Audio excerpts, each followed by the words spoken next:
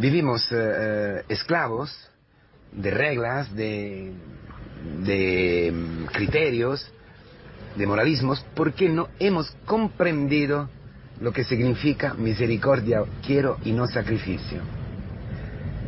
En todas nuestras relaciones vivimos sacrificio y no misericordia.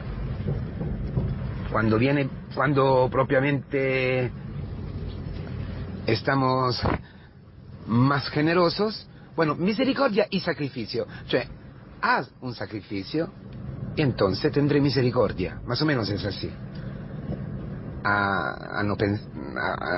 No pensando, por ejemplo, a todas las relaciones pasionales, ¿no? Cuando hacemos cosas locas, cuando los chavales hacen cosas locas, o no sé, una nena perdona al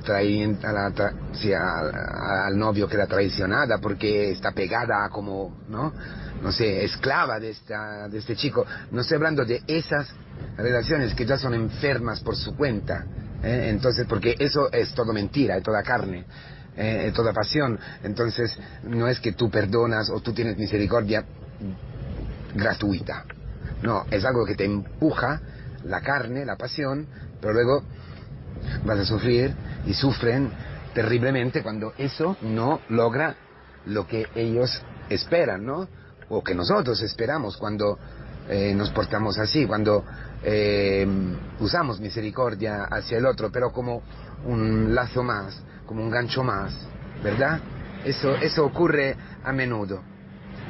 Nosotros no somos libres porque no conocemos la misericordia, porque vivimos encerrados en las reglas, un poquito como decía ayer la palabra, hermanos, estamos agobiados y cansados bajo la dureza de la ley que no cumplimos y que el otro tampoco puede cumplir, como algunos fariseos, algunos escribas que se sentaron sobre la cátedra de Moisés y ponían pesos sobre los otros, sobre el pueblo, que ellos, pero ni con un dedo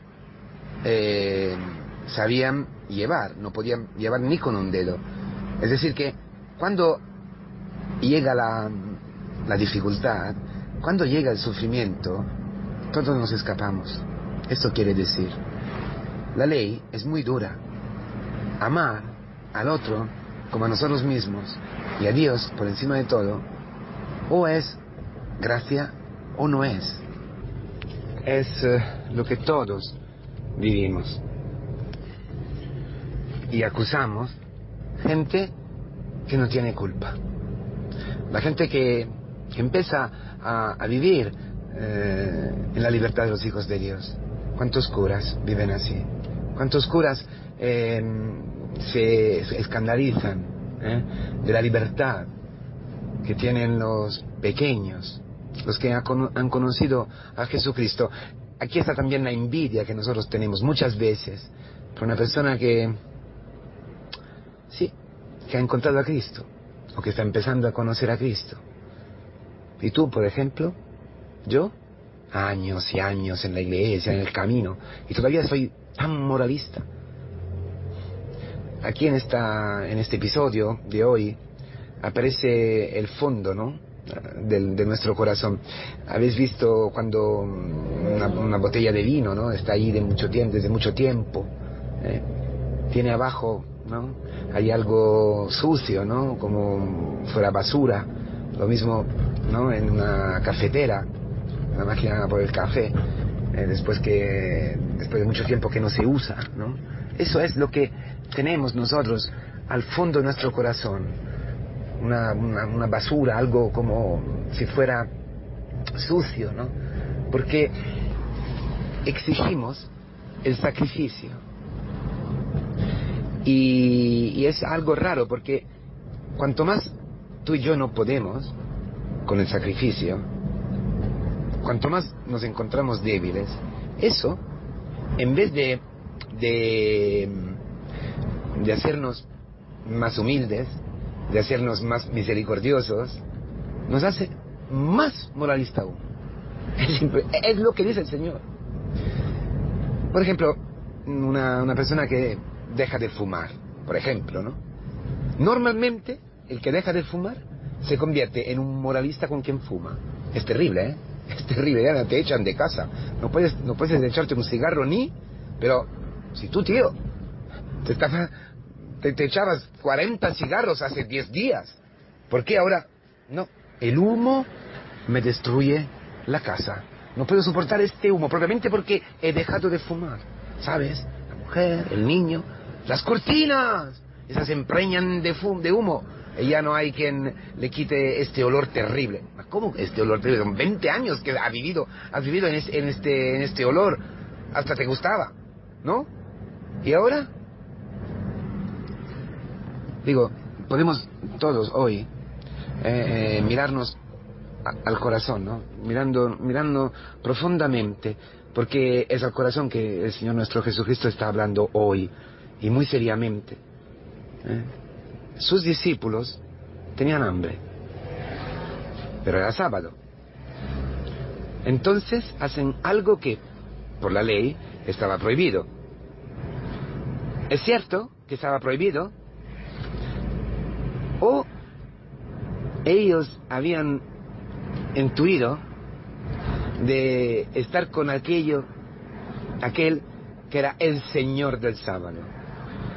¿O estaban experimentando, caminando con el Señor, que Él era más allá del sábado? No que lo había destruido o lo había superado, no. Es que había dado el sentido pleno y correcto de lo que es el Shabbat.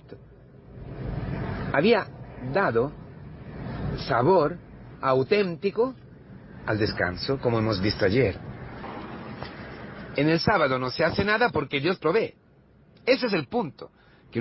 Es la alianza, es la Torah que baja del cielo, es el don, es la esposa. El Shabbat es hasta la esposa. En el Shabbat no se puede hacer ni luto. Está prohibido el luto, porque hay algo más grande aún del sufrimiento. El viernes por la noche, primeras vísperas del Shabbat, dice el Talmud que es la noche mejor para quien vive de la Torah, quien vive apoyado a la Torah, para unirse a su mujer. Mira por dónde va el Shabbat.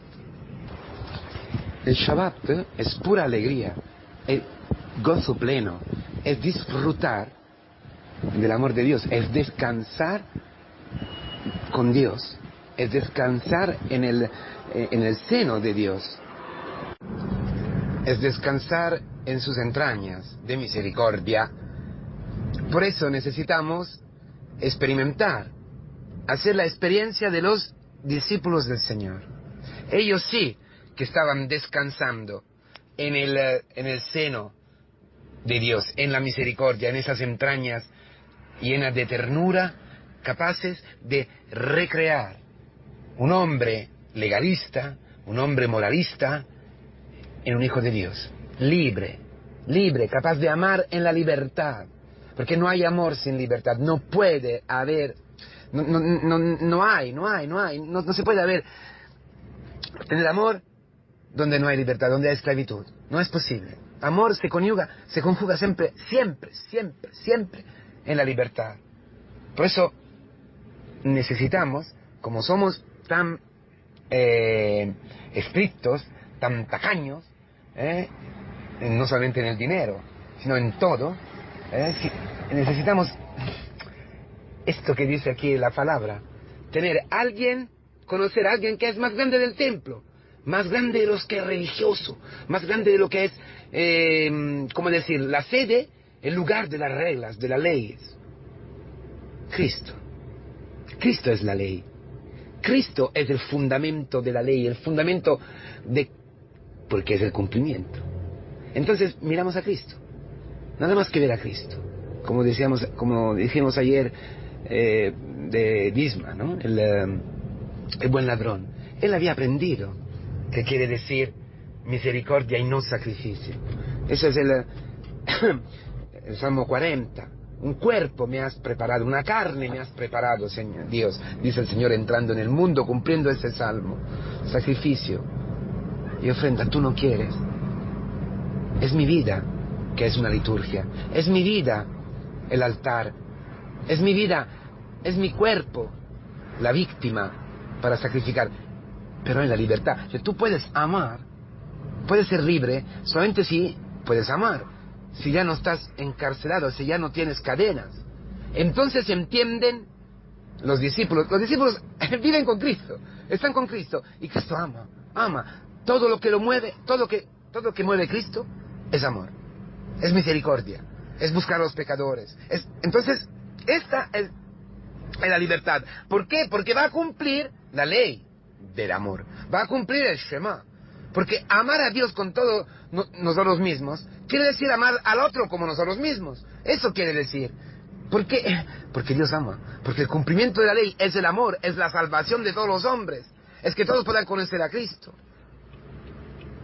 Cristo ha pensado, ha actuado, ha decidido, ha dicho, ha mirado siempre bajo esta ley suprema que es la misericordia. Por eso era libre. No se dejaba poner dentro de las reglas. La ley es muy importante, hermanos. Primero, porque como un pedagogo nos lleva a Cristo y nos denuncia de pecado. Pero la ley no es que sea una cosa para cancelar. No estamos diciendo eso. En italiano, en el 68 se decía vietato vietare. Está prohibido prohibir, ¿no? Ese es el lema, el eslogan del 68. Romper todos los tabús. No era eso. No estamos hablando de eso. Al revés. Yo me entrego completamente.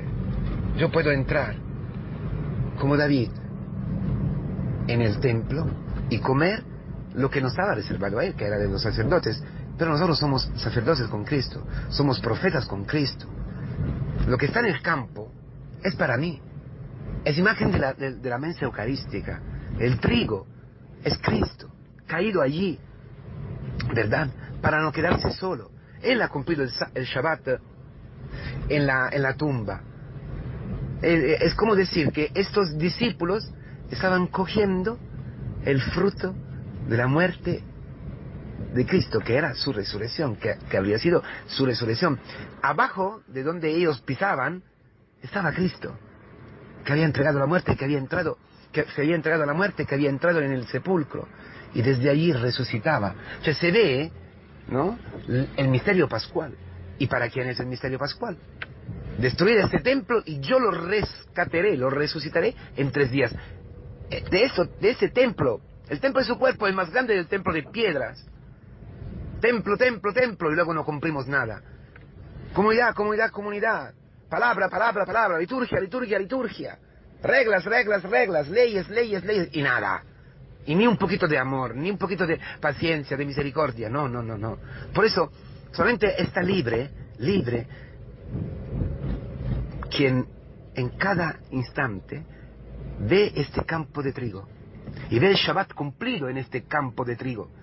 Y ve el trigo ya listo para comer. Cristo. En todo, en tu familia, este campo de trigo donde yo liberamente puedo entrar para coger a Cristo. ¿Ma qué quiere decir comer de Cristo? Llegar a ser como Cristo, llegar a ser una cosa sola con Cristo, casarme con Cristo, unirme a Cristo. Entonces llegar a ser yo mismo este trigo, donde la gente puede entrar, donde mi mujer puede entrar libremente y coger. El Shabbat, en el día del Shabbat, es decir, en el día donde tú y yo no podemos hacer nada, donde tú y yo no podemos cumplir con la ley, donde tú y yo somos inútiles, somos, incapaces, como Cristo en la cruz y más aún en la tumba. Allí se cumple el Shabbat, porque lo hace todo Dios.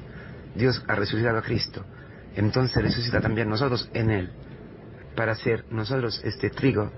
No se queda solo, con Cristo muere a su orgullo, muere a sus esquemas, a sus leyes, a sus criterios, para que los demás puedan alimentarse, puedan comer el pan de la vida, que es Cristo vivo en nosotros, vivo en la iglesia, vivo en la comunidad.